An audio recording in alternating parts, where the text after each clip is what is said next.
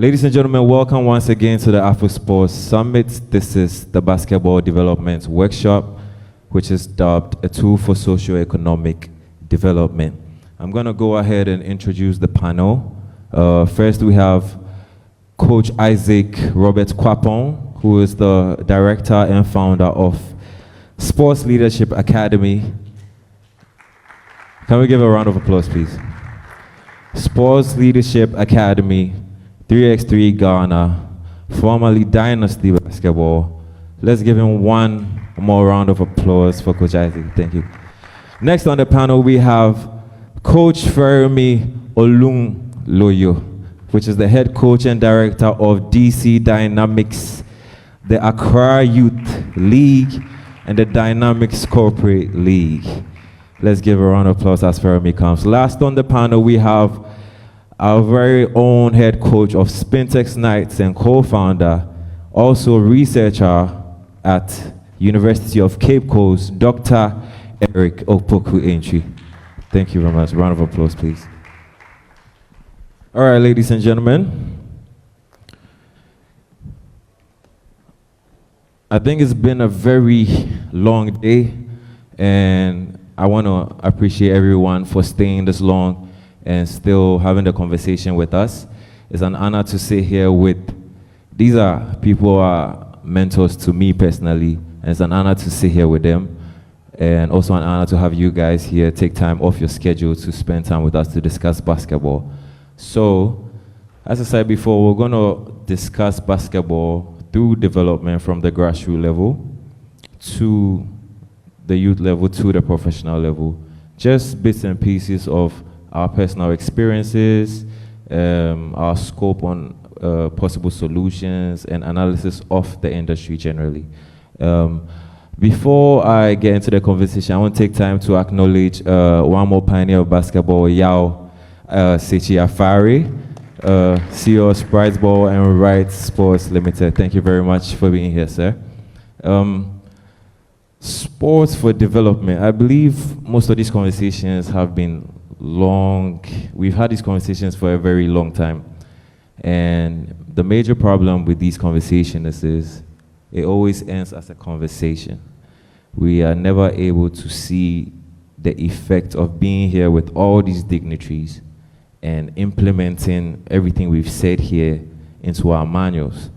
That's why I actually wanted you guys to be here to speak from a very specific standpoint of your experience in the basketball society, working with young athletes, young kids, and how you see the future of basketball. So my first question to the panelists, and anyone can go, to be honest, anyone can go, is what are the current challenges that you see forth, and what are the steps in which we can use to reduce these limitations when we're considering building the whole basketball industry from the grassroots level, which is from the kids, building a channel through high school, colleges, and to the professional level where we can have a channel where an athlete can dream of being a professional player in Ghana and run through a set system for it to work for that child. Is it clear? Sorry. All right. Who's going to go? Hello. Okay, I think the mic is closest to me, so. Okay, so I think we've talked a lot about challenges. I think the panel before us talked about challenges, corporate governance, policy, infrastructure. If you talk to anybody in sports, or if you walk around the street, people can tell you what the challenges are. It's not very hard to figure out what the challenges are. So I want to take a lead or take a small diversion and talk about the progress or the solutions or the possibilities. If you look at, let's say, across sports internationally, you look at the Euros that just ended, you see a lot of African athletes or athletes of African descent. If you look at the NBA, the recent drafts, you see a lot of athletes of African descent. And if we go further back to slave trade, obviously, most of them are black. So genetically, we already have, or you can see visibly that we have a genetic advantage. So when people talk about the French national team, or they talk about, let's say, any player in Europe, they say, oh, this guy is African, this guy is African. However, He is really not, because he was not produced in the African development system. So the question is, how was he produced? He was produced in a system which, one, had a youth sports system, and two, had a future. What do I mean? If you go to school, or if you are born in a country where there is a high school league, or there's a university league, or you can get a scholarship to go to high school, or you can get a scholarship to go to university, or you can earn a job part-time as a referee, or you can earn a job earning some money as a coach. All of a sudden, there's a reason for you to do sports. Now, we live in a country where, I work with a lot of kids, and parents have to ask the question, what is this kid going to do after BCE? What is this kid going to do with his free time? And the question is, why should they honestly do sports? And when you work with parents, it's a question as a coach, and across the continent, right? It's a question a parent has to answer, because the parent is looking at, how will my child have a competitive advantage when they grow up? So what are the solutions? The solutions are very simple. Create a future for sports. Create a future where sport has value. Not necessarily monetarily, but it's a future where a kid can at least get maybe a certificate, a kid can get education, a kid can earn some income, a kid can get some kind of valuable character development. That's a very simple first step to sports being developed. It has to have value. Yes, there's corporate governance, yes, there's infrastructure, but we have to give it value, because of course we see people playing on the streets. It doesn't make a difference.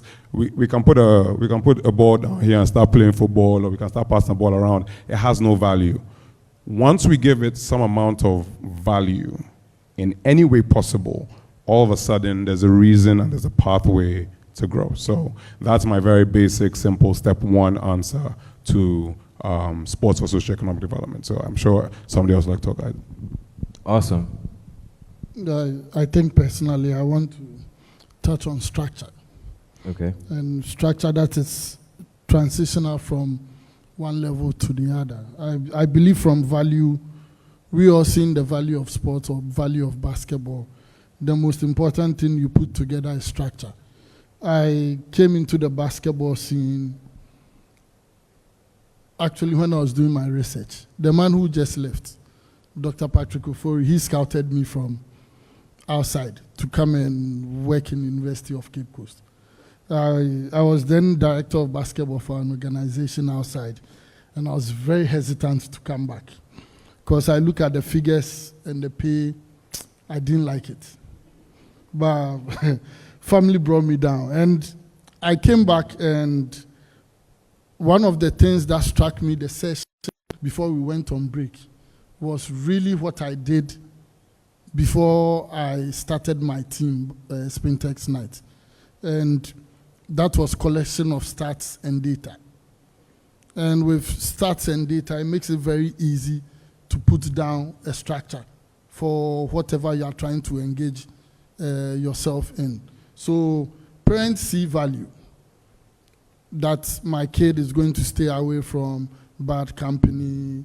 Basketball will help my kid be physically fit, will get away with a lot of diseases and all that. What's next? Structure. So you come into our basketball domain, and what we see is that, I'll use my team as an example. My team has been prominent for the past, I would say from the top of my head, 3 years.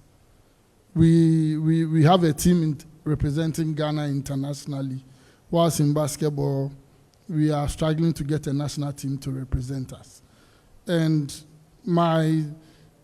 3 years back, all I had to do was sit down and get the data, the numbers, what people were saying on the street, people who have been in basketball for a very long time, what their worries, what their complaints are. Through that, you'll be able to put up a structure that will encompass everybody. So just like Yausechi started, he started with Sprite Ball. There we saw a structure that the Basketball Association, after Yao stopped, could have taken over. So Sprite Ball, then there's a transition into UPAC. So you saw a lot of them. Even currently, we are seeing people who played sprite ball still in the system, like James Amuto, like Frederick Asante. You see all of them still in the system. And that was a structure that Right Sports put together to promote the sport. That's basketball. And its socio-economic impact was that boys from sprite ball were getting scholarships. You can mention Dennis Manche. Dennis Dugbenu, that's Manche, getting scholarships. A lot of boys going to Legon, and through that whole sect, you have some of them getting scholarships in the US. You can talk of Selassie and his group. So I believe and it's good Feranmi started with value, because this is a course I teach in UCs. So sports for socio-economic development. After seeing the value, there has to be structure. So we know that we transcend from this point to the next point to the next point. Unfortunately, after you stopped doing all this, we've come back to zero. So we have a lot of talents. Feranmi has started, so we thank God. Yeah, Accra Basketball Youth League, I see him doing it with the international schools. I went to Achimota. He should come and do it with my school. He went to Achimota. He should do that. Thank you. Thank you very much, Dr. Eric. Coach Isaac? Yeah, thank you very much. For me, I think I will say that there's a lot of isolation. You know, like he touched on, there's value, there's you need structure, but there's isolation, you know, in terms of there's a lot of moving parts, but we don't see the synergy in the system. Because when there's synergy, you're able to sustain the value, you're able to replicate the value, and you're able to scale up the value. You know, so I'll say that there's a lack of synergy, you know, in our system. You know, we do have a sort of, I'll say there's an ecosystem, but there's no synergy, you know, because everybody's doing something. You know, the regions, like, it will surprise you that there's a Tamale basketball league happening. You have a league in Kumasi. You know, Sunyane is putting together something. You know, Accra has a lot of, you know, small leagues happening in different places. Schools are doing things. But there needs to be a synergy, you know, a place where all these stakeholders, you know, come together. And, you know, many times we seem to also look too much to the government. That's one of the things I think, for me, I'm going to connect with a lot of the research guys who came here, because I think that if they also, with the research that they have, if they can connect with private individuals who are doing things, then they can use their research to actually back, you know, like real-time activities. Then in documenting such stories, backing that data that they have from the research, it helps us to be able to, you know, say that, come up with, I would say, a blueprint. Because the government is just waiting for people who are doing stuff, you know, to connect with them. And with basketball, for me, you don't have to go too far. We can just take, you know, the US, which has a great system, even though it has its own problems, but there's a synergy. You know, there's a synergy right from what? Right from community level to high school to college, you know, to pro, you know, to also you look at the corporate side, how they connect with it. So I think the isolation in the system that we have is the challenge. Once we start to connect the dots, because we do have things running, we just have to start connecting the dots and let the system start running for itself so that we can replicate it, you know, and then we can scale it up. Yeah. Awesome. So just to summarize that, our local industry depends on our structure, first of all, the value that we put the structure on, and the synergy to connect them all, basically. That's really great. That's really awesome. So that being said, I was wondering, Coach, do you believe we can work together? I think that no matter what, we can work together, because as human beings, we depend on each other to survive. You know, the truth is that God didn't create, no man is an island. So no matter how far we try to go, if we don't go together, we won't go far. There's a saying that if you want to go fast, go alone. If you want to go far, go together. So in terms of we working together, it is very possible. It is happening. Just that I believe that we all have to see how we depend on each other. We have to always look, if you look at the fingers, they are all not the same. The fact that everybody knowing, the role that they play and how we all form the hand. I think that once we're able to start to go to that point of realizing that we all play a role, we all don't have to play the same role. Everybody's doing something, but we have to realize that at the end of the day, it is the hand that we want to work. If the hand works, we will eat. If the finger alone can take, I can imagine the finger trying to eat fufu. One finger trying to eat fufu. It will take you a very long time. But if all the fingers come together, you're able to eat the fufu and even enjoy it to the point that you can lick your fingers, and lick your lips knowing that the thing is working. So I think that we can work together. We have to work together. Just like our sister said, it must work. It must work. And I think that is very possible. Yeah. Once we realize our strengths and where we all can fit in, I think it can work. You want to go for it? Well, I have to ask you, what do you mean by we? Who's we? That's the question. I mean, every stakeholder that can make it happen. Every stakeholder in the industry. It might not mean maybe the four of us working together, but maybe 1, 2 working together on something. It might not mean, for instance, somebody's doing a youth league, right? Somebody's doing a high school league like Sprite Ball. Somebody's controlling the professional league. So is there a line that shows, like, can we work together in that process of making sure that synergy that Coach was talking about is possible? Okay, so regards to that, I think, yes, definitely. What Doc talked about and what Isaac talked about, exactly what you're talking about, a structure and synergy. Once there's a structure and it's going a certain way, right, then there's synergy to, we can come together and make that happen. However, and I'm going to play a little devil's advocate here, as Doc clearly stated, there is a model, or there have been models that work, right? And there are a certain section who do not want to use that model.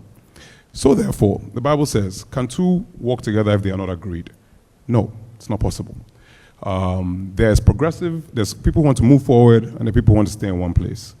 And yes, controversial as it may be, the fact is, people who want to move forward will move forward, people who want to move backward will move backward, and people who want to stay in one place will stay in one place. So my point is, yes, the people who want to move forward will find ways to move forward. They'll fit into a structure, they'll find synergies, and they'll move forward. People who want to mark time, well, they'll do what they have to do. So I do believe that once you find your people, once you find your tribe, once everybody comes together and says, hey, and I think conversations like this are great because obviously everybody talks. You see, everybody talks about structure, talks about value, talks about synergies. All these things work together. So obviously we can, and you can see they're all moving forward. However, if we're talking about politicking and we're talking about, like I think the previous speaker talked about, when people are looking at, oh, who's in my camp, who is not in my camp, who voted for me, who didn't vote for me. Things like that generally are not progressive, and we've seen across institutions, across countries, across cultures, that is not the way to do sports. So yes, we can work together, but obviously you have to find the right tribe to work together. So, Doc, awesome. I'll just add this to it, that in trying to work together too, we also have to consider those who, just like Feranmi said, wants to move forward with you. I'm grateful to have these guys in the basketball circle before I came, because when I started doing what I was doing, they all reached out. Isaac has reached out to me, telling me how good Spintex Night is faring. He reached out to Team UCC when we won the African 3x3. Feranmi has always been in our books, our camp, our ears all the time. And I believe that working together is not difficult. because when it comes to a group of people who understand the value, the system, and the synergy, it's very easy. Awesome, awesome, awesome. I'm glad you mentioned Spintex Nights. I wanted us to discuss. We've noticed a lot of, interactions from Spintex Nights outside Ghana, inside Ghana. It would be nice to know firsthand, the kind of experiences, life-changing ones, challenges you guys are facing, and how you see your influence is right now on the league. Oh, Because I've been seeing more branding. I think you guys have game time for your stats and a few other things in there, which is not in the other teams yet, if I may say. So Game Time is a sports management and event organizing group. We'll best out this year. We are yet to best out. I need to go and seek blessing from your Sechi and I'll start. But Spintex Night actually was a dream, and a whole of people who came inside made it a reality. Who were people who actually gave out their free time, people who gave out advice at critical moments. It was easy to do basketball based on my background. I was director of basketball in China for expat kids for over 9 years. So in 9 years, I joined a group where there was nothing going on. By the grace of God, I was able to, the city was divided into two, the east and the west. I was able to set up for all age groups from age 6 to 18. We had every team. In the first year. In the second year, we became a traveling team. We were going to Hong Kong, Singapore, Thailand, Vietnam, all around to play. So I got back home for my research in late, I think 17th December 2018. So the whole of 2017. So I used the whole of 2018 to study the Ghana basketball system, what is going on, how teams are run, what are the motivations for the players, and all that. What are the limitations, delimitations. And Spintex and I started 17th December 2018. That was when my daughter was born. So we decided that we want to be a game changer in the basketball system, because when we started, we were just playing Tema League. And playing Tema League, we had teams traveling from Aflao to play in the league, which means we could easily go to Togo. We could easily go to Benin, because if they were coming from Aflao, then it is easier. That was Akachi Snipers. So in our first year, we got beaten by my good friend Coastal. I think anything in Tema, Coastal was beating us, but we were still learning from it. And I was the coach.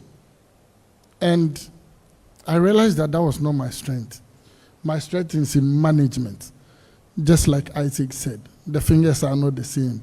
Everybody will play a role. You just have to identify what you are good at. So at a point, I realized that this coaching thing is not for me, because if I had stayed one extra year, I'll be having BP monitors on me every time. So I decided to put it aside and allow Thomas to take over. And we decided to put in structures, and we had an invitation to play in Ivory Coast. We went in there, we came back with the trophy as the best performing team. Then we had an opportunity to go to Nigeria. We went in there, we came in second. And we've been second 3 years in a row. Challenges for us has always been, since I believe it's my baby, I have to self-finance everything, from traveling to feeding to accommodation to everything. We finance it. After my year 1, my church stepped in to help. Year 2, my mother believed in my dream, because she didn't understand why a whole lot of boys were staying in my house. a newly married man with one baby, and everybody is staying in your house. People walk in, pick water, pick drink, enter the kitchen, eat, and leave. And so my mother caught up with the dream, and she started supporting. We were very intentional about our social media presence because we understand the day and age we are in. A single tweet could blow up the whole world. So we were very, very conscious about what we were putting out as a brand and what is being said about us as a brand. And over a period of time, we have people reaching out to encourage us, but we plead that they should encourage us with more money. Thank you very much, Dr. Eric. You keep mentioning some keynotes. Speaking about brands, sports brands, I'm going to start with Isaac. How would you see, or what's the best way for a sports organization or team here to bring value out of like their brand or focus on their brand? Because I realize most of the time we have these conversations, and one of our major problems is access to sponsorship partnerships, media partnerships, and visibility in general. What can you say, or what can you say about the link between an organization's brand or presence in the industry and achieving those goals, whether partnerships, media visibility, all boils down to the fan engagement that they were discussing earlier? Aside recording data internally and gathering all the video footage, management-wise, how can you pose your organization or your team in the right direction? Or what strategies do you set in, or what guidelines do you use towards achieving those goals? It could be anything. Like, I know most of the organizations here, I can say we've not received $1 million yet, but we form partnerships with very credible people, and it has helped us achieve certain goals, certain targets in the Minta. So I just want to talk about the whole aspect, not just leaving the fact that maybe we need visibility and using that, I'm not getting media, so, but the whole scope of like the approach towards that. Great. I like your growth mindset. Everything, once you finish, you say yet. I like that. It shows that it's going to happen very soon. When it comes to branding, branding starts with, there are two things that are key in branding. First of all, you should have a mission. You know, you should have an objective as an organization, you know, what you want out there. But the key part is that your brand is not determined by you. Your brand is determined by your market. You know, your markets determine your brand. So as much as you would, like, I'm sure Accra has a folk and all these clubs want to be in a position where people will buy their uniform and everything, but there's a part of branding that is determined by your market, you know, by your consumers. But that is clearly, that happens based on, like I say, your mission. Your mission should be very intentional. You want to portray, like I think Feranmi mentioned, Spintex Nice mentioned, they have an objective of how they want to do things, you know, on social media. But outside of that, the markets that we are in Ghana, will determine what your brand will become eventually. So it is very important that you create a world, you know, where you start to, messaging is key. You are influencing your market to be able to influence your brand. I don't know if what I'm saying makes sense. So you have to now drop in what you want them to think about who you are. Then when they start to communicate that back to you, it starts to determine your brand. Now when it comes to basketball, our basketball industry has everything that it takes to kind of see the value of what we have. Because we have people who have the buying power. We have the players, the people who have to play the sport. We have their TV stations, now even YouTube, we have social media. But it comes down again to the synergy. But the communication that is going on is very key. What does basketball in Ghana look like? That is the question. And I've not really, like, what is Ghana basketball? Have a look. What is Ghana basketball? That is a conversation that we should start having. Now, if you realize recently, even GFA got to a point where they realized that you can't describe Ghana basketball, Ghana football. So they recently developed their blueprint, and they've given it a name. There's a name now that GFA have given, like the style of play. Like Brazil, we have the Brazilian way of playing football. That is the brand, and it's determined by the people. The Brazilian way, the Brazilian branding was not determined by one association. It was the people, what was happening on the streets, So we have to look at it and say, what does Ghana basketball look like? What is Ghana basketball? Because it's happening. Once we go on the ground and we see what is happening, and I think one key thing that we can just put about is the fact is that basketball is transforming lives. Basketball is transforming lives. Like I know people who are working in top places like African Development Bank and stuff like that who are top people, but when you are hearing their story, they say, I was playing basketball when I was in senior high school. My basketball was what influenced who I am. So we have to go down to the transformational story of basketball, and then start to we have to start communicating that. Once we start doing that, what happens is that everybody who's doing basketball then has to start to bring in that element of transformation. I say this, there are three things that I believe, and it's true, sports does. It makes a difference, it makes a statement, and then it makes a living.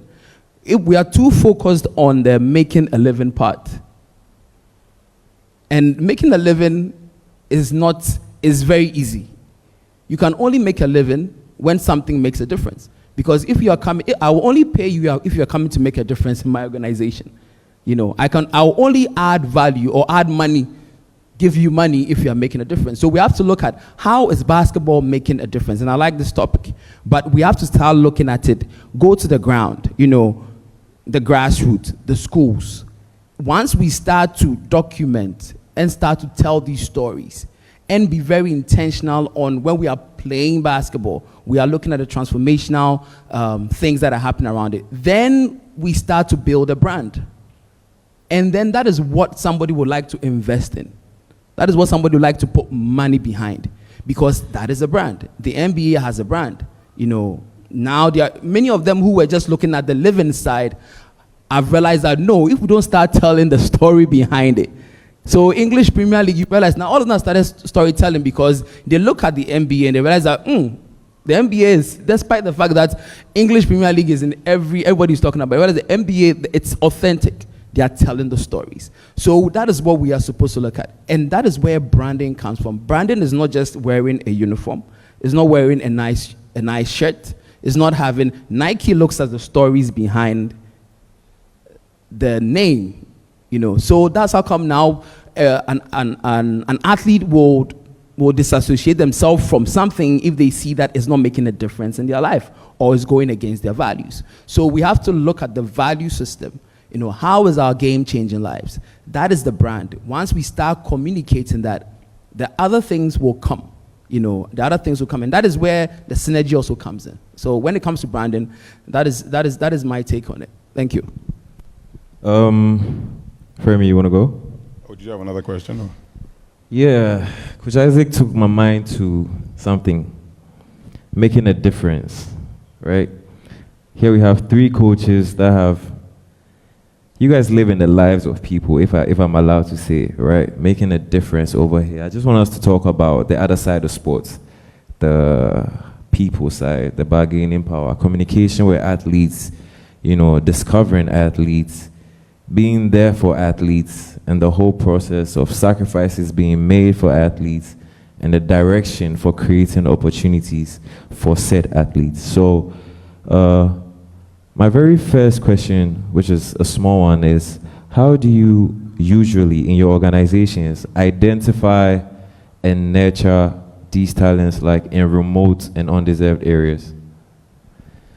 Okay, so I want to chime in about the branding thing a little bit, but let me just let me talk about it for a second. So a lot of branding comes from identity. So who exactly are you? So Spintex Nights, before you guys became, I think when you guys were in D2 and everything, there was a very clear perception that this is a professional basketball team, right? Because of how they looked, the way they warmed up, the way they portrayed themselves. Yeah. If you look at Slack, even the name of Slack is Sports Leadership Academy. So obviously, the identity is very clear. Their logo is the ants, right? Because obviously the ant's character, and I know Isaac is a very good Christian, so I'm sure it's go to the ant, holy sluggard. There are certain images you are sending out consistently, and of course that affects the market. So Spintex Next fans are sports fans. You understand? They're sports fans. They want them to win. You understand? And they wear their merchandise. And then of course Slack also.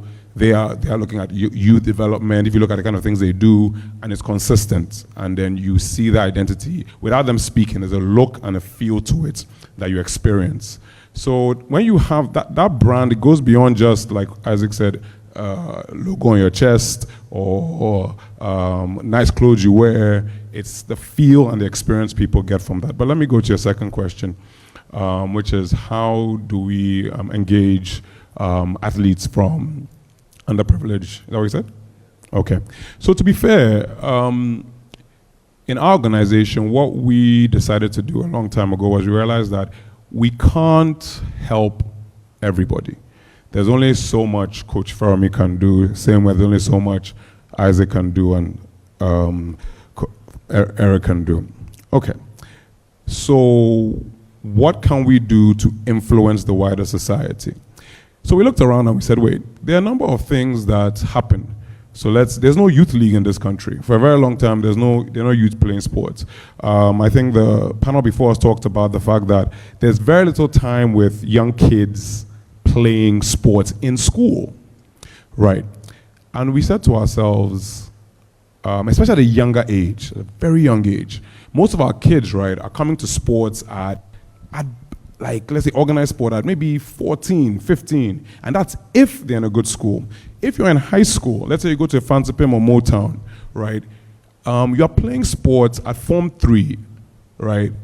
That's when you get the most active minutes. However, right, even that, you're playing up on pre-spite ball and post-spite ball, you're playing probably 3 game days of basketball or soccer or volleyball, whatever. So we asked ourselves, how can we involve the community? How can we build this? How can we? So what we did, we decided to create opportunities for kids to play. The interesting thing is that when you create opportunities to play, people will play. So we can see a lot of people here. We see Dunk, we see West African High School here, we see some people. They all run programs, but who do they play against? Where are the referees coming from? Where are the coaches coming from? Where's the coaches' development coming from? Where's the merchandise coming from? And have a very simple policy and use what you have. So at the time, we had a facility in Downsoman. It was a school facility. It wasn't ours. And I think the lady asked a question. And we partnered with the school and said, look, we will come into your school on weekends when you guys are not here. We'll maintain the facility. We will paint it every year. We will train some of your kids as well. We just want to use it on Saturdays and Sundays. So that was for us. But we said, wait, can we do something that brings the community here? So we said, okay, let's do what we call an open run. So an open run basically is like, if you are free to play on Saturday, come and play. We had 50 kids, 60 kids every week. We're like, this is a great idea. Why don't we start a league? So we're like, all right, let's talk to all the guys who have youth academy. So we talked to Slack, we talked to Dunk, we talked to whoever's available. I said, can we come together and do a tournament maybe once every quarter?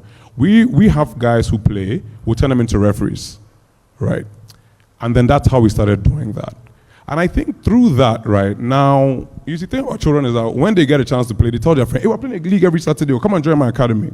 So now, right, we have a league we have tournaments that are running, which turned into a league, which turned into multiple leagues running for schools and communities. So for us, long story short, what we realized is that we had to not focus on just training kids, right? We had to focus on creating opportunities for those kids to thrive. And, funny story about branding and value and synergy. I think about 2019, we had an invitation to play in a tournament in Benin. We rallied kids from all our communities everywhere, and we went to play. This is the first time, in my opinion, I could be wrong, that kids that young, we're talking about kids about 14 and 15, went to play, represent their country, had their hand on their chest, sing the national anthem, and they went to a tournament. They destroyed us. They destroyed us. We had one good game against Nigeria. We lost by 1 point. The coach of Nigeria came over to me. I had no idea who he was at the time. I said, good game. 4 years later, this guy calls me up and says, hey, we're doing something in Rwanda. We're inviting some of the best teams across Africa. We want you to lead the team from Ghana. And I was like, why? Because honestly, they had come to Ghana several times. They not worked with me. And I said, why? They said, essentially what he said is that we see your brand, we see what you're doing, you're consistent with it, you're working with youth sports, and we want to fly you guys out. And we took 10 people, including your head coach who I borrowed, right? We took 10 people. I went to Kigali. They spent arguably about $50,000 on us. So the $1 million no come yet, but I hear some money come, right? And we went to Kigali, and we represent our country very well. And that has generated so many other things for us. My answer to that is that when you create opportunities for things to happen, more things happen. So yeah, that's it. Thank you. Awesome. We're running out of time a little bit, so I'm going to run through the rest of the stuff quickly. Doc. Yeah. Doc, I think we finished your CV, the list. Like, your list is long, your CV. You're a researcher, you have an MBA in sports health, if I'm mistaken. MPhil in sports medicine. Sports medicine. Amazing. Sports medicine. Because you know how important the physical health of athletes are these days, and how it has become very prime to also focus on the athlete's physical, mental, and emotional health. Now, running an organization, a team, like for everybody, with athletes and players, and as a coach, balancing winning a competition and the players' development, balancing, like considering what to prioritize, whether winning the game, how hard you push these players, how hard you care for their mental health, physical health, and emotional health. Some experiences along the line with a few, athletes. If you can just share something like that with us, I'll be really grateful. Just an insightful aspect of how your perspective on mental health, emotional health, and physical of an athlete, and how you approach those circumstances. Okay, I want to approach it from Feranmi side, like the youth league, and I think Isaac's teams also participate in the youth league. When I was organizing my younger teams, one of our biggest motive was that winning is not everything, and we were not stressing on winning at all. We're looking at the little milestones of, oh, you can shoot on a 10-foot hoop now. Oh, you shot a 3. Oh, you made a layup. Oh, you gave an assist. You got this number of rebounds. That is for the younger ages. So for the younger ages, how we used to maintain their psychological well-being is to stress on the positives. 10 rebounds. Okay, we can work on the turnovers and all that. For my team, what I'm going to say here will sound very funny. We are not big on the winning. We are big on playing good basketball. We are not big on the winning. We are big on playing good basketball. That is number one. So in Ghana, what we are seeing is that we've gone unbeaten for 2 straight years. A sport, you sleep one and wake up one day, somebody will beat you. It's normal. When we go outside, we are losing. but will probably come second all the time. And how do you manage this mental health part of the players to make them understand that there is still a bigger goal, they are still up there in the sports? I remember we played our last competition in Nigeria. We lost. A lot of them were in tears. I was getting emotional. But I realized that as a leader, you need to address the team. So I made them understand that, yes, it is everything for this group of people because they've never met this type of competition before. For us, it's pre-season. And you go into a pre-season game and you are beating the number 1 in Nigeria, you are beating the number 2 in Nigeria, you are beating the number 3. Yeah, the number 4 scores you in the final. That is fine. It means we've made a mark on Nigerian basketball. And now, I can say on authority that if Spintex Night tells the organizers that we don't have money to come to Nigeria, they'll do everything in their rights to bring us over there. So, during games and after games, mental health is very important. One of the things that athletes do forget about is having enough sleep prior to games. So in our camp, when we travel, when it is 7 o'clock, I personally go around and collect everybody's phone. Electronic gadgets, whatever it is, lights are out. Everybody is sleeping, including myself. Leadership by example. So we know that we are waking up this time. Then, having the right diet. So most of the time when we travel, we go with a chef who structures our meals for us. So we know that we are playing early mornings, probably take some tea or cocoa, and go and play and come back and come and eat the dinky and pepper. So all those things, we actually really structure that. You know, when we talk about the psychological well-being of an athlete, the little things really factors. Food, sleep, the type of conversations we are having, the type of outside media or family access that you give them. I remember we played one game, our very first game 2 years ago, and one of our guys had a sore in his mouth, like from this side to the end.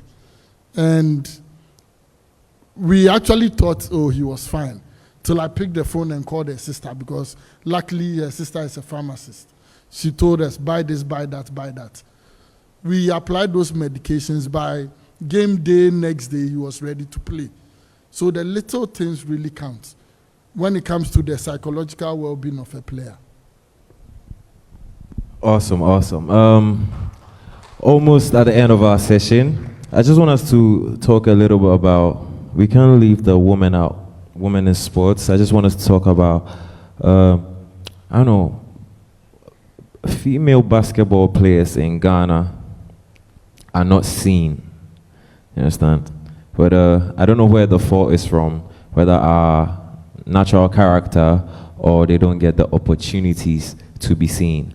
So I just want us to highlight the kind of realistic ones, the kind of opportunities that are in basketball right now for a Ghanaian female athlete, and like what to look forward to, or some guidance lines for a female athlete that is looking to, go professional, or even, it might not be an athlete, it might be a sports development person or an entrepreneur.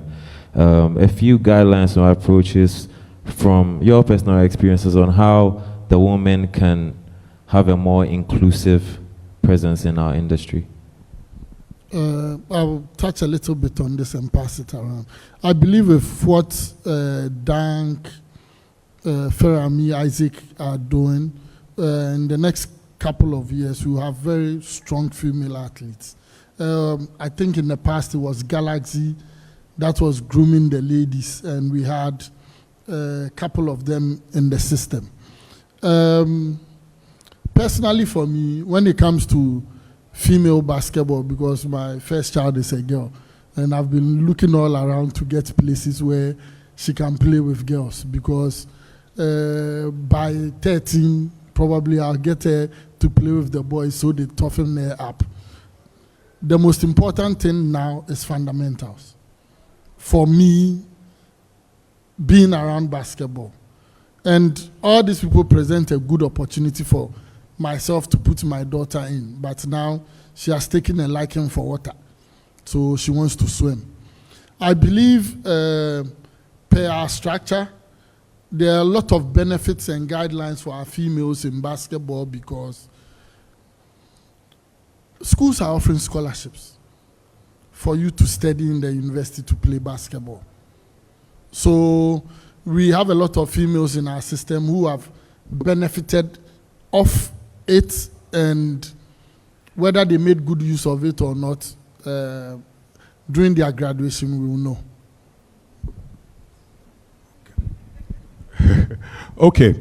I think this is a very interesting question, because it goes back to one of the things we started with, structure and synergy. So in the development pathway for sports, when girls and boys start, actually girls are stronger than boys up until the age about 10, stronger or at par, 12, 13. There's no real biological difference in strength until they turn about 12, 13, when puberty hits. So the introduction for girls to sports generally is mini basketball, which is basketball from 6 to 12-year-olds, right? And it cuts across all sports. However, the thing is, generally, we don't have that in our system. Like I said earlier, kids start coming to the game maybe at 14, maybe in GSS. Of course, that time there are biological differences, and also puberty has hit. So the first thing is that we have to start playing younger. Like when we have more mini basketballs, 6 to 8, 10, there's that. Then what Doc talked about is true. There's also pathways with university. But the thing is that, you see, we have a bit of and it cuts across Africa, there's a bit of a cultural issue. When you work with young kids, if you're in a school with young kids, you will see that, let's say, the boy at maybe 12, he can go out and play ball with his friends. The girl will have to go home and be with her mother in the kitchen. I mean, it doesn't hold fast and true across, but that's culturally what happens. You will see, you and her go to school together, you say, oh, we have an open run, come and play. She say, oh no, my mother will not allow me, but the boy will be allowed to play. In other countries, what they've done also is that when they build basketball courts, they actually build courts, one for girls, one for boys. Boys cannot play on this court. You understand? The court is for girls. So therefore, it encourages girls to play on that court, and then parents also feel safe that, oh, these are girls' courts and things like that. In Ghana currently, we don't have that. However, we do have, like Doc said, lots of school teams. We do have universities giving scholarship for sports. With our organization, what we realized, our first youth league, we're all boys. And we realized that we have to have a girls' youth league. So we started, and even that there are challenges, however, it does exist. And then once it exists, there's a place for them to play. So these are some of the things that we do and we are trying to do to encourage girls. But just before I give it to Isaac, the potential for female sports in Ghana is huge, because genetically, our women are actually like the sizes internationally. Our men across, we're not really tall. We do have tall people, but you see on average for an international 5'10", 5'8" to 5'10", you're okay. Internationally, 6'5" to 6'4", or 6'3" to about 6'8". So we don't have a lot of that. So it's something that definitely we should invest in and we should look at. So, yeah. Awesome. Thank you. So first of all, I want to say that Ghana, when it comes to basketball, our women have a richer history on the continent when it comes to basketball than the men. Our women national women's team are featured more in the AfroBasket. We've never had a men's team in the AfroBasket senior level. So we already have that in our history, which is very important for us to fall back to. Adding to that, it's very important for us to engage women in all the areas of sports development when it comes to basketball. You know, it's just like the way the other association like football is doing now, promoting and pushing the women's game. We do have a lot of women who have played basketball before, but many of them are still, I would say, sitting on the fence. they need to step up. And that's why I kind of really connect with our mom here, talking about her community, because I think she can form a great girls club in her community. When we have more women taking, steps or positions from coaching, if you can't play anymore, you can start coaching. You don't even have to even stop playing to coach.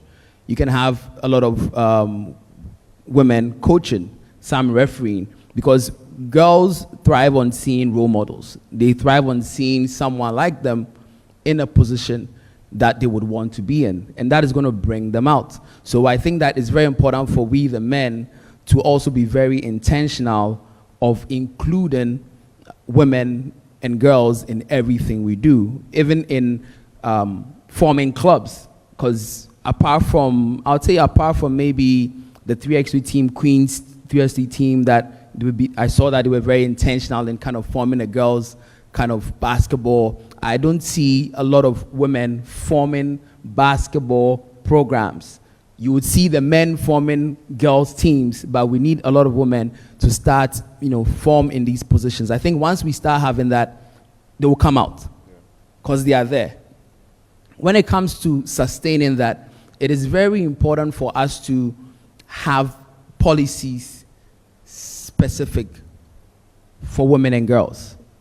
In America, they have the Title IX, which was huge to kickstart national girls and women participation from the grassroots. And that is what has grown to now, to the point where the U.S. women soccer team were fighting for the same pay as the men, and they've gotten that. So we have to have clear policies for girls and women in sports. We have that for education, where there was a point where it was a send your girl child to school.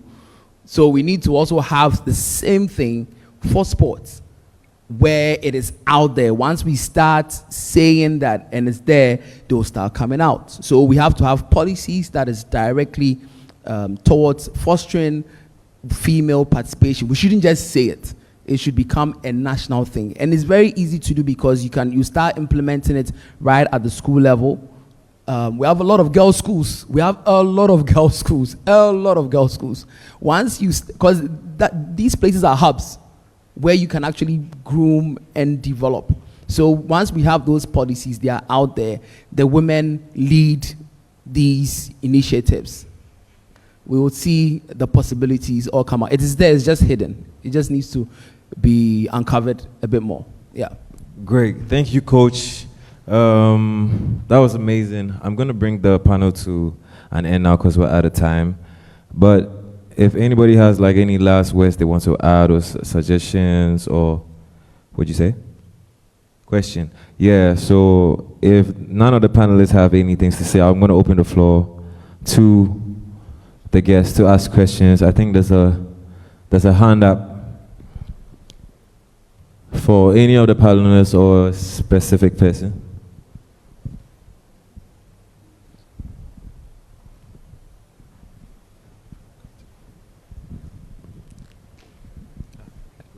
Good evening again, and thank you so much. I'm very happy to be here. My name is Gyeke-Dako, Goal Kick Foundation, Volta region. I am into football management, and I didn't know that it's just like a basketball. This is the first time of waiting time to listen to also a basketball. Now I realize that to manage a musician, a basketball player, or all sports, they are just the same. If dog is trying to saying he finances all for the players, the basketball players, it's the same thing. Your story is similar like mine, because I was a footballer. Then I become a coach, then I stop, then I become a football manager, and now I am a FIFA agent. So, where I'm coming from is, those days, it was just like a hobby. I was doing it. I didn't know anything about the football management. So, like the boys were coming, eating, doing everything in your house, the same thing.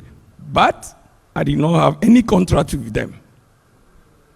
You see my point? Now, if you see those players, I kept in my house, I buy JC, I finance for them.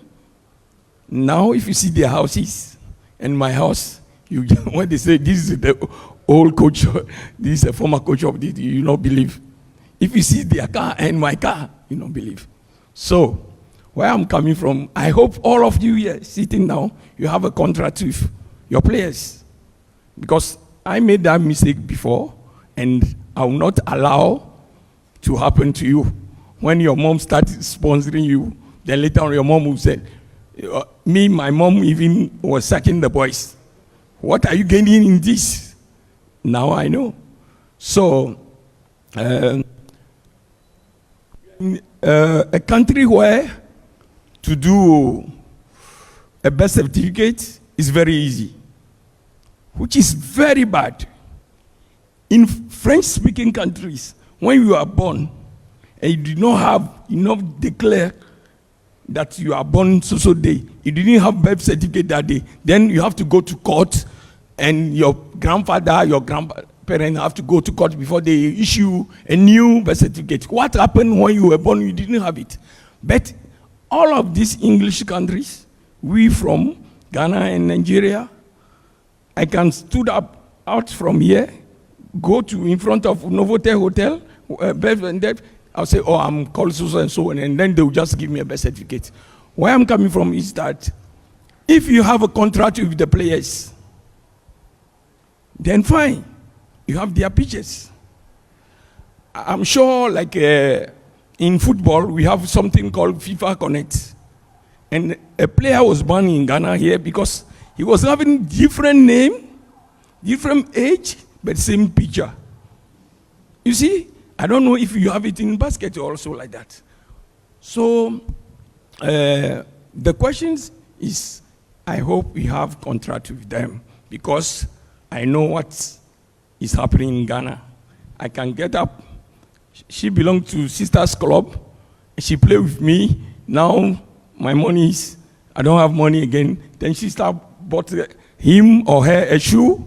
Then she'll go back and with a different passport. Now I'm having his passport and she's having his passport.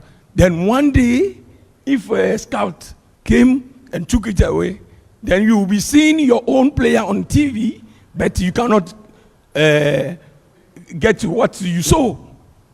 You see, the seed that you sow. So, finally, the question goes back to you. I hope you have all contracts with them. Thank you so much.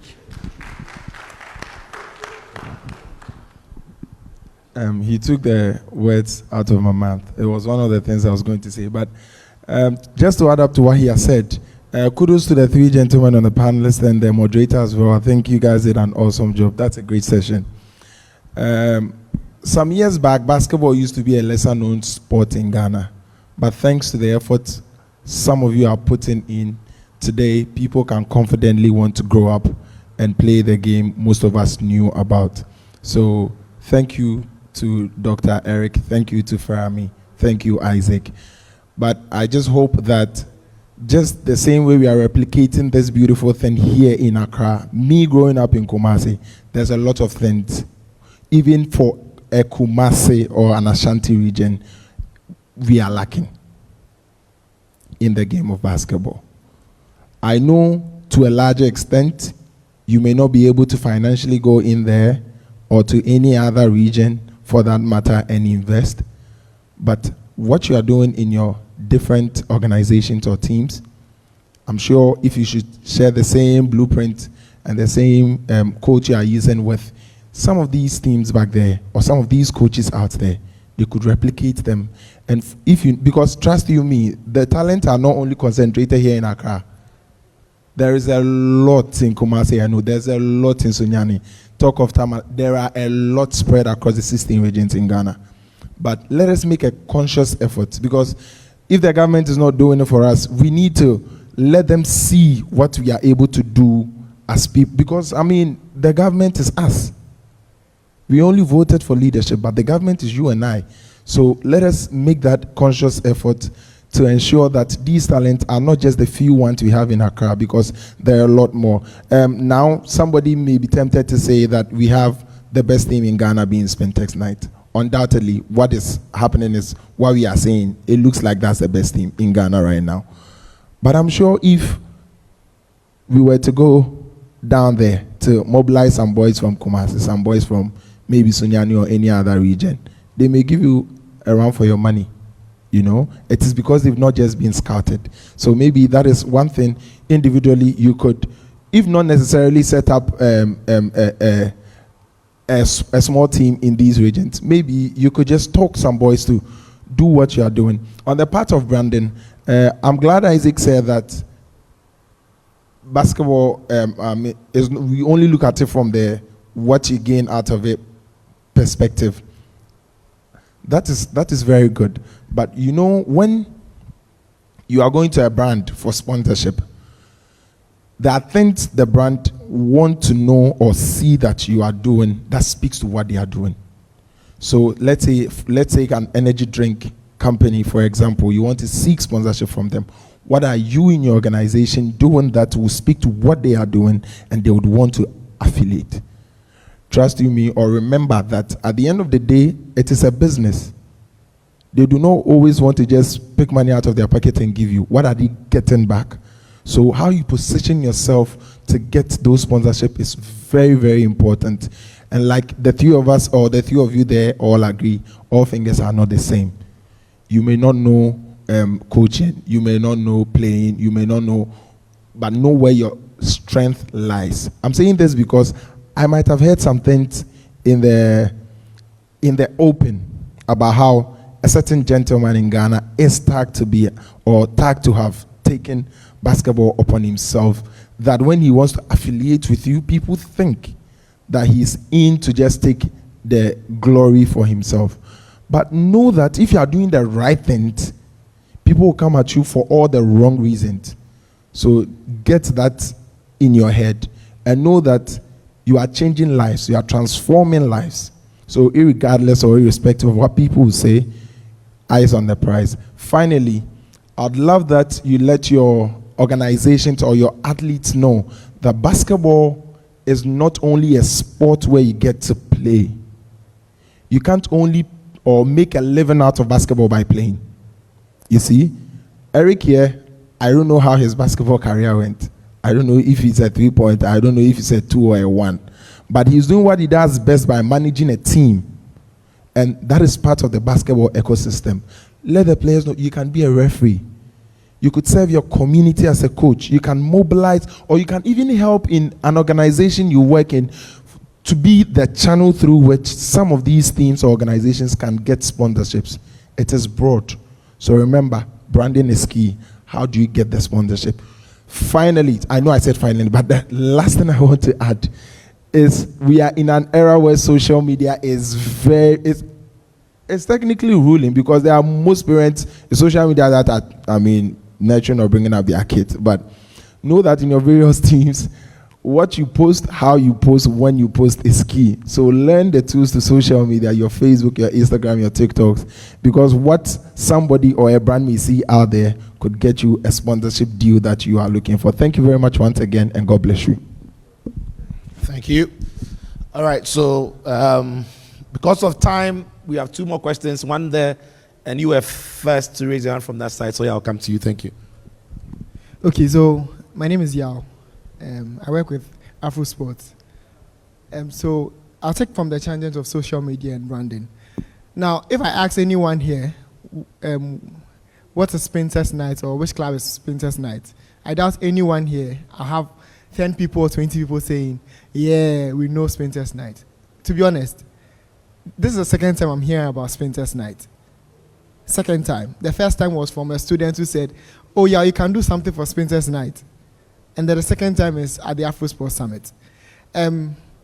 Branding is important. Social media is a very viable tool, especially in the era and age where reels are sent to whoever, wherever, anywhere. So it could be your sponsor, it could be someone who wishes to help, or someone who is a lover of the sport. So in as much as Spintex Night is situated in a community that loves basketball, we should move away from there, like the way Pele and Santos did it some time back when they checked or went around the world so that their names and legacies were written in history. That way, people get to know basketball more and, pay for those games that you guys exhibit. So social media, again, get closer. Let people help you when it comes to social media and branding, and then everything will be fine. Thank you. All right, thank you. So we'll take the final suggestion or questions. I'm sorry, I know there are many of you want to ask the question, but I might have to be a bit rough here and stopping. Was you? Yes. So the last question, please. I'm sorry. And after the session, we can, of course, the networking continues, so you can ask the specific questions you want to ask of this gentlemen who are on the panel. Thanks. All right, thank you very much. My name is Gyeke-Dako. I'm from Dan Grassroots. I'm the project coordinator and also head of sports. So I want to thank all the gentlemen there. Our organization have been a beneficiary from all the three, including Yao-Sechi there. So I like how the conversation started in the fact that the challenges, so Coach Feranmi started with the value, which this is what we also preach. So DANK stands for Developing Unity, Nurturing Knowledge, and what we do is we empower youth and kids in underserved communities through sports, education, and development. So when he made mention of value, it also crossed me like, what does value means? That's our empowerment model for DANK. And what structure? Our structure is our education. Then what is, Coach Isaac also said, linking the dots. So that means finding the right institution. And that is what we are doing with Doc Eric. We are an organization that, like I said, we are benefiting from them. So anytime we need empowerment model, this is when we reach out. We always reach out to Coach Isaac. Educational level, the structure, that's the education. We always make the kids aware that as much as they want to do sports, education comes first. So we also partner with other institutions like senior high schools and also the universities.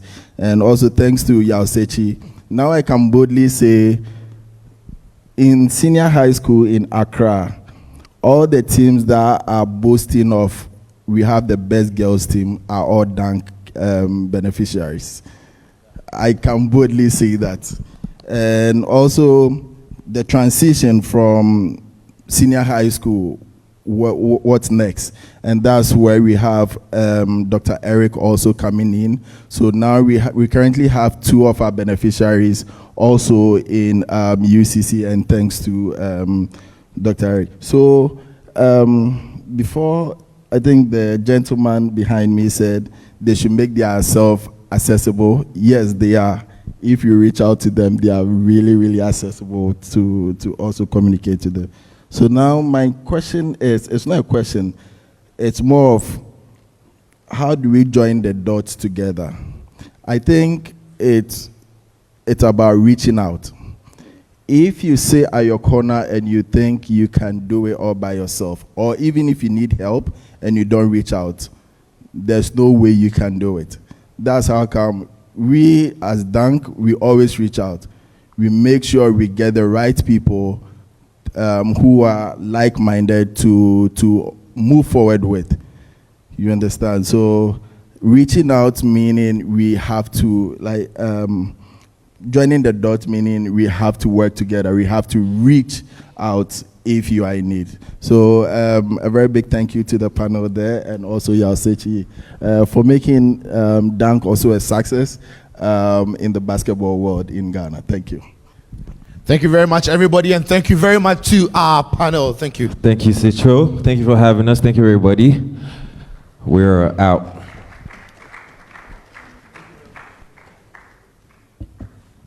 Brilliant. Thank you so much. Insightful engaging. You've got plenty of questions there, so please don't run out. Please, when you have your questions to each of them, please find them, give those questions to them, all suggestions. We are very happy to take them. If it is something you want AfroSport to note as well, please, at the front desk, you can just pin it down. We add all of that to our reports, and we put the report together at the end of the summit. So this is where we're going to end for today's session. We started by talking for sports for development. We looked at the esports. We've gone into fan engagement. We had a research presentation. Now basketball has had its own presentation or round panel discussion about how it can affect the socio-economic developments in every sector. Insightful day. Tomorrow it continues, and there is plenty to enjoy tomorrow. Let me just tease you with what is to come tomorrow, because we've got fascinating topics, fascinating roundtable panels to be had for tomorrow's sessions as well. So you don't want to be missing out on it. Tomorrow at 10 in the morning, we start again. And our first conversation will be the Players' Corner. This time you're looking at preparing for life after sports. We'll have our own Anthony Bafo, former Black Star captain and Black Star player, also former General Secretary of CAF, Vice General Secretary of CAF. There's going to be former Black Stars captain Asamoah Gyan on the panel, as well as Derek Boateng, another former Black Star player who now is a scout at the Right to Dream Academy. Then Jerry Akamenko, also a former Black Star player, also joins us on the panel for tomorrow. You don't want to miss that. Then Opta will have a presentation for us. We spoke about how data now is driving all conversations across sports and bringing in the numbers and making the money. So Opta will delve into that a lot more tomorrow. Then there's also the fundamental pillars of the retail and licensing business. That conversation is also going to be had. Then exploring tournament hosting in Africa, socio-economic impact and legacies. So for example, Ghana just hosted the African Games. What has been the impact of that? How can we make that better? How can we have legacies post-hosting competitions? We'll have Dr. Kweku Ofosu-Asare. He himself was the LOC executive chairman for the African Games. There's also Dr. Prince Pambo, a CAF Medical Committee member, and then Peter Kinkwe, international sports marketing consultant. So tomorrow is very packed with some more interesting roundtable conversations. Then we'll also have a conversation on governance, match fixing, and manipulation in sports. It's becoming huge. It's becoming a big problem across not only Africa, but a lot of places. But we want to deal with it before it becomes a conquer in Africa. So we'll have that conversation. Then there's also the performance forum, profiling and benchmarking in sports. We'll have a high performance specialist from FIFA, Abdul Faisal Chipsa, to take us through all of that. So there is plenty in store for you tomorrow when you turn up for the AfroSport Summit 2024. But I want to say a very big thank you to all of you who have turned out today. I hope you've enjoyed. I hope you've learned. I hope you've been informed. But more importantly, I hope you have connected. You have networked. You've taken numbers. You are beginning to form partnerships where these conversations can be carried on. Thank you very much, everybody who's been here today. It is bye for today. It is good evening to everybody. See you all tomorrow for day 2 of the AfroSport Summit 2024. My name has been Philip Sichope Achim. Good night. Bye-bye.